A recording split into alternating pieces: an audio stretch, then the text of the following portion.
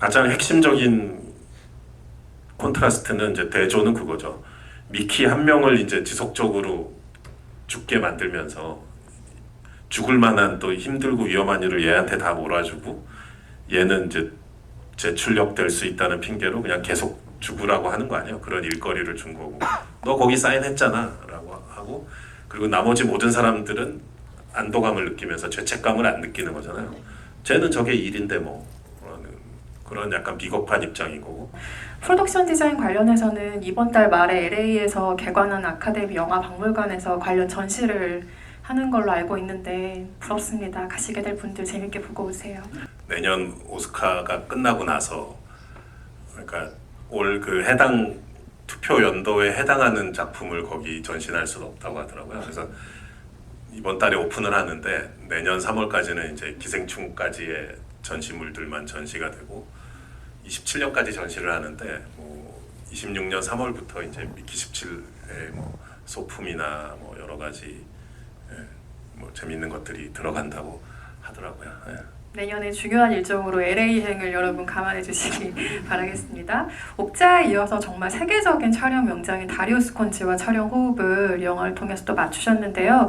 배우들이 촬영 경험을 이야기할 때 스토리보드를 활용했던 것을 인상적으로 또 공통적으로 꼽아주셨기에 생긴 궁금증인데 다리우스 콘치와 촬영을 하실 때는 그 스토리보드가 어떤 방식으로 활용이 되는지 촬영에 있어서 그는 그 부분이 어느 정도로 열려있는지 이것도 궁금하더라고요.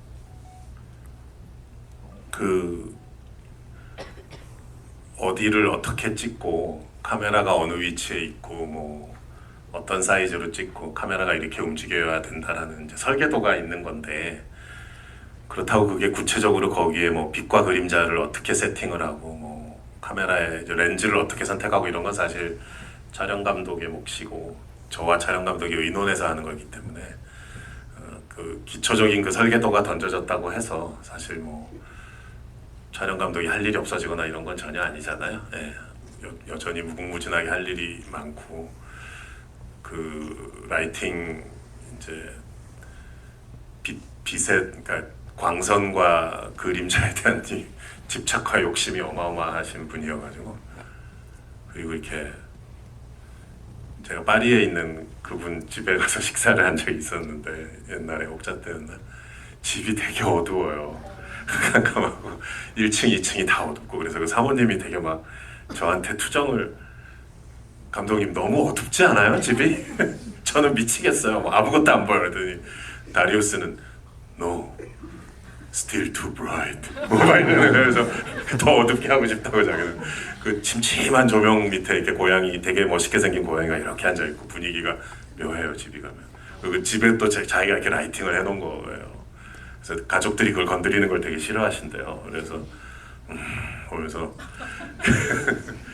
사실 자세히 보면 첫 장면에 그 미키 등장할 때도 보면 그 얼음 그 크레바스 안에 그렇게 밝지가 않잖아요. 뭐 크레바스 속이니까 당연히 근데 거기 틈새로 이렇게 가는 빛이 들어와 있는데 그게 또 일반적으로 하는 것처럼 배우의 얼굴을 딱 때리고 있지 않아요. 이렇게 어깨랑 옆으로 빗나가 있거든요. 처음에 나는 저거 약간 답답하지 않을까? 나는 아무래도 감독이다 보니까 배우의 눈을 보고 싶은 거예요. 근데 적응되니까 되게 좋더라고요. 빛이 저렇게 빗나가 있다는 게 가뜩이나 애가 그 추운 곳에 그렇게 밑바닥에 있는데 한 뼘 햇빛 조각도 이제 걔를 빗나가 있는 거죠. 근데 그 느낌이 이렇게 그리고 얼굴의 전체적인 것들은 이제 그 안에 눈과 얼음에 의해서 반사된 것들이 되게 은은하게 얼굴과 손에 묻어 있고 그런 것인데 그런 거에 대해서 워낙 예민한 분이고 장비 뭐 모든 촬영 감독 홍경표 촬영 감독님도 마찬가지지만 보면 장비 욕심이 또 어마어마하셔가지고 프로듀서 분들하고 많이 싸우세요. 네. 엄청 고가의 귀한 장비들을 막 꽉 움켜쥐고 안 놓으시거든요. 그런 저는 이제 뒤에서 그런 걸 보면서 이렇게 잘한다 이러면서 저는 제가 나서서 굳이 싸울 필요 없이 이제 프로듀서님들은 되게 곤혹스러워하세요. 근데 워낙 고집이 세셔가지고 그리고 뭐 엄청난 장비들을 홀드해 놓은 상태에서 일주일간 사실 한 번도 사용하지 않은 거죠. 여러 가지 그 장비를 놓고 고민하시면서 예를 들면 그래서 그런 사실을 알게 되면 프로듀서들은 또 막 고통의 한숨을 쉬죠. 그럼 이 장비 반납하고 싶어요. 막 그러면은 안 된다고. 다음 주 수요일쯤 쓰게 될지도 몰라. 너 절대 반납하면 가만두지 않을 거야. 막 이런 그런 고집이 있으시니까 또. 예. 아니, 처음에는 이건 그냥 혼자 개그로 생각한 건데 혹시 다리우스 블랭크의 이름을 다리우스 콘지에서 따오신 걸까요? 그도 예술적인 촬영에 감화된 캐릭터잖아요. 마치 그런데 진짜 사채업자. 되게 싫어하시더라고요 그거에 대해서 다리우스. 왜 다리우스인 거야? 하면서 뭐 근데 원작 소설이 있어요. 원작 소설에 그 다리우스의 이름이 그래서 아니 소설에 있는 거다라고 내가 딱 잡아댔죠. 했더니 되게 괴로워하시더라고요. 의외로 그런 거를 또 민감하시대. 그래서 근데 바꾸진 않았어요. 이름을 그대로 사용했지만 바꿀 수도 있지만 굳이 바꾸지 않았다. 여기서 정말 크리퍼라는 존재의 품격에 대해서 우리가 많이 감화하게 되는 시간들이 있는데요. 저는 크리퍼에 대해서 가장 놀라웠던 점이 이들이 일종의 평화 시위를 할 줄 안다는 생명체라는 점이었는데 생명에 대해서 확실히 더 관용적이고 상식적인 태도를 갖춘 크리처로 등장을 합니다. 이를테면 미키가 나를 그때 왜 살려줬어? 라는 말에 그럼 죽여? 라고 반응하는 것이 크리퍼잖아요. 그래서 이런 인간의 대응이 여기에 비하면 얼마나 극단적인지를 알게 하는 대상이 바로 이 크리퍼고 이것을 보여주는 하이라이트가 우주선 바깥에서의 이제 대치 장면으로 이어지는 것인데 장면 설계의 궁극적인 목표랄까요? 너무 설명하실 것이 많겠지만 그 두 지도자 간의 만남이 이루어질 수도 있는 장소라는 점에서 어떤 목표가 있었는지 궁금합니다. 우리들 만든 그 윤가은 감독님이 또 그 대사를 얘기를 하셨어요. 영화를 보고 나서 그럼 죽여라는 그 마마 크리퍼 대사가 너무 인상적이었다고. 그래서 저도 기뻤는데 그 마마 크리퍼는 되게 짧게 말하지만 뚝뚝 끊어지는 단어들로 말하지만 되게 그게 핵펀치 같은 대사들이 많거든요. 그래서 We saved you.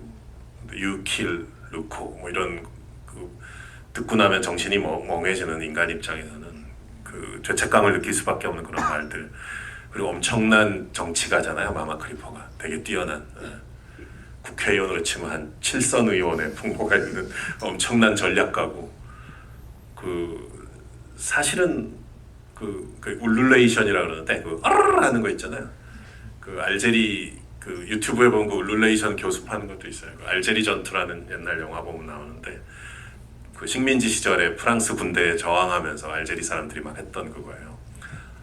그 알제리 전투라는 그 유명한 영화 교과서에 나오는 영화 보면 클라이막스에 그게 나옵니다. 근데 아프리카 그 알제리 사람들이 이제 저항하면서 우리나라 치면 약간 대한독립 만세 비슷한 건데 유관순 누님의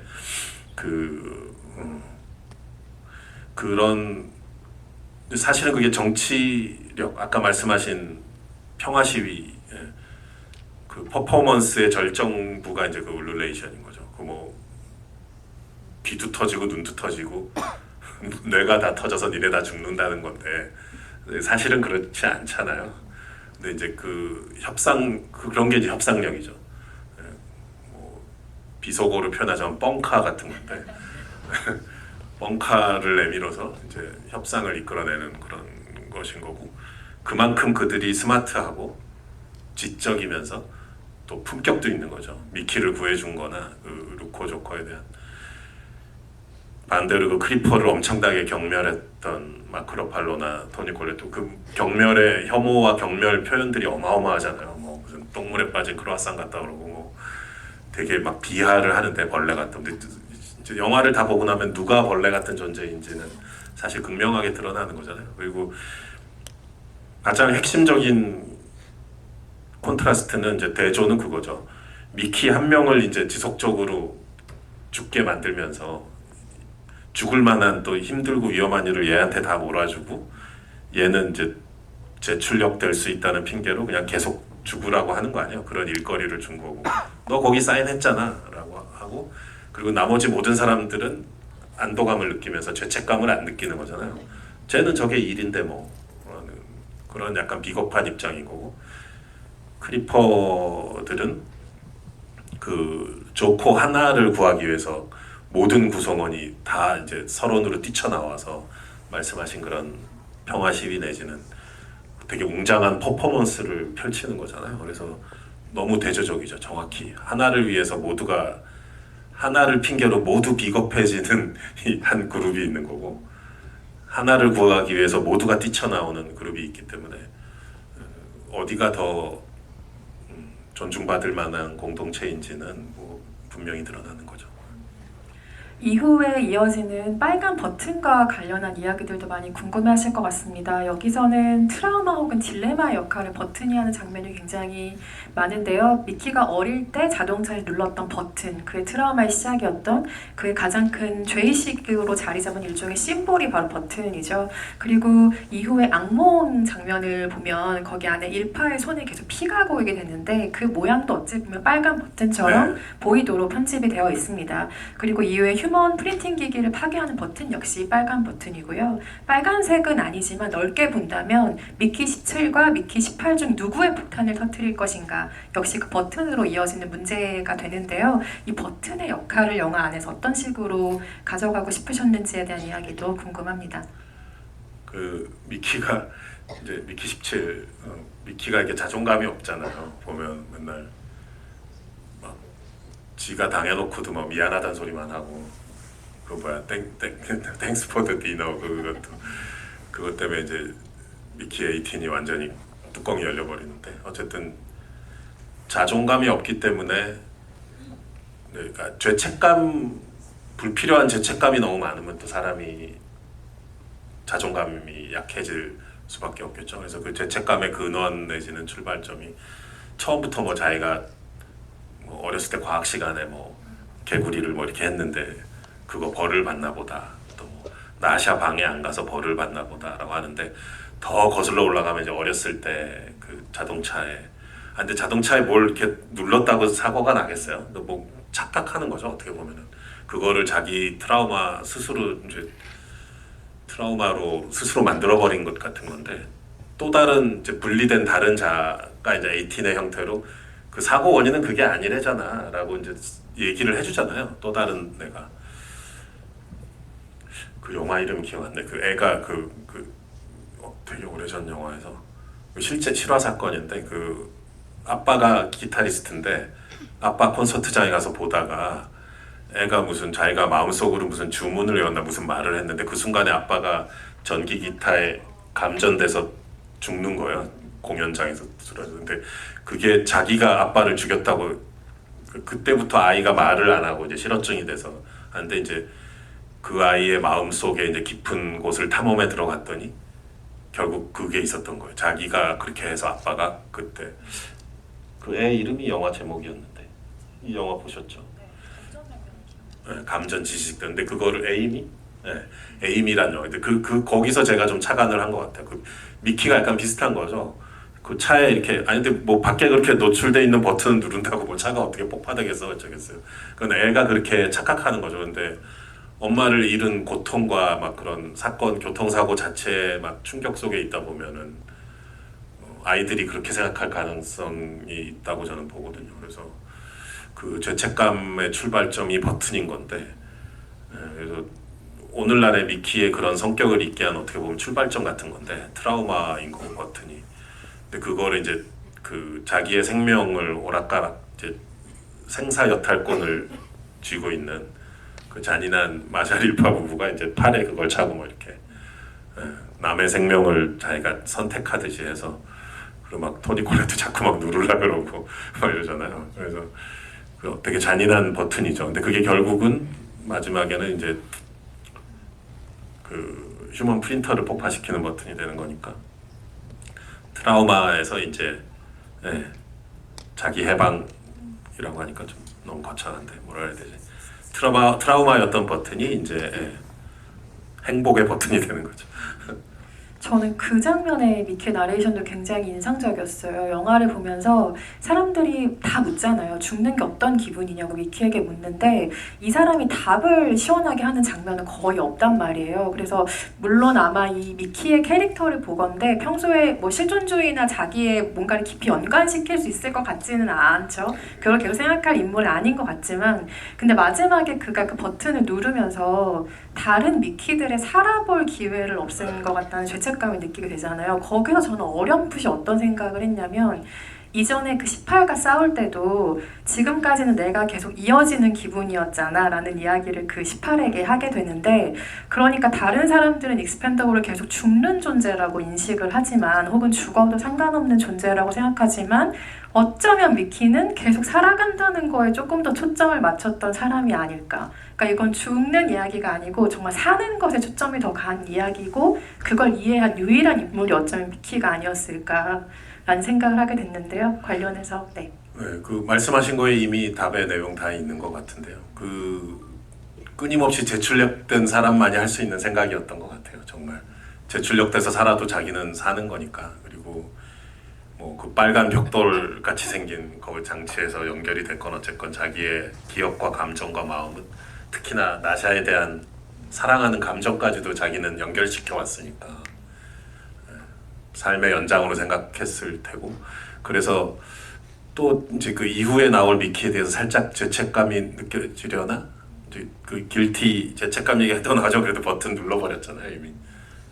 그 누를 수 있는 사람이 된 거죠 이제. 그래서 미키의 성장 영화 측면에서 봤을 때 이제 우리가 믿고 보내줘도 되는 뭔가 제 나이 대 관점에서 뭔가 이제 분가시켜도 될 것 같은 분가시켜도 될 것 같은 미키가 된 느낌. 이거 알아서 잘 하겠구나 이제 라는 느낌이 드는 거죠. 네, 더 하실 줄 알고. 그래서 미키를 보기 전에는 이게 죽음에 관한 이야기일까? 계속 죽는 존재가 어쨌든 등장을 하니까요 라는 생각을 했지만 영화를 보고 나면 삶을 보게 하는 영화라는 생각이 정말 짙어지는 것 같고요. 죽는다는 게 어떤 기분이야? 라고 모두가 미키에게 묻지만 우리가 영화를 보고 나면 살아간다는 건 어떤 기분이야? 사랑은 거기에서 어떤 일을 할 수 있어? 무엇까지 할 수 있어? 라는 것을 묻고 싶어지는 영화라는 점에서 그렇게 질문을 죽음에서 삶으로 바꿔가는 영화적인 경로가 바로 미키 17이라는 영화가 아닌가라는 생각이 듭니다. 객석으로 마이크를 넘겨서 관객 여러분 질문 받아보도록 하겠습니다.